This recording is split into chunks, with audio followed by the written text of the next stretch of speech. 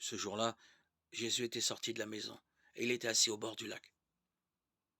Une foule immense se rassembla auprès de lui, si bien qu'il monta dans une barque où il s'assit. Toute la foule se tenait sur le rivage. Il leur dit beaucoup de choses en parabole. Voici que le semeur est sorti pour semer. Comme il semait, des grains sont tombés au bord du chemin, et les oiseaux sont venus tout manger. D'autres sont tombés sur le sol pierreux, où il n'avait pas beaucoup de terre. Ils ont levé aussitôt parce que la terre était peu profonde. Le soleil s'étant levé, ils ont brûlé, et, faute de racines, ils ont séché. D'autres grains sont tombés dans les ronces. Les ronces ont poussé et les ont étouffés. D'autres sont tombés sur la bonne terre, et ils ont donné du fruit à raison de 100, ou 60, ou 30 pour un. Celui qui a des oreilles qu'il entende. Les disciples s'approchèrent de Jésus et lui dirent: Pourquoi leur parles-tu en parabole?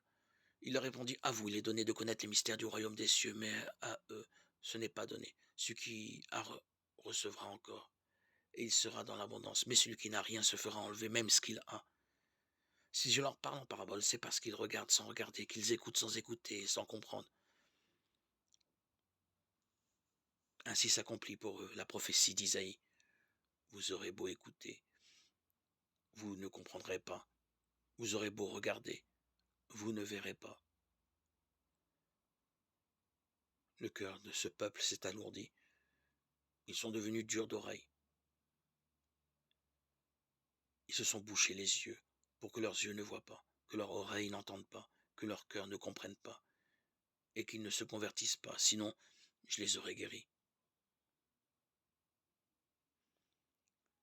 Mais vous, heureux vos yeux parce qu'ils voient et vos oreilles parce qu'ils entendent. Amen.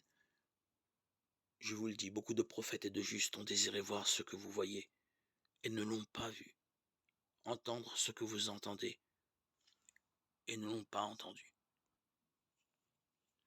Matthieu 13, 1, 16.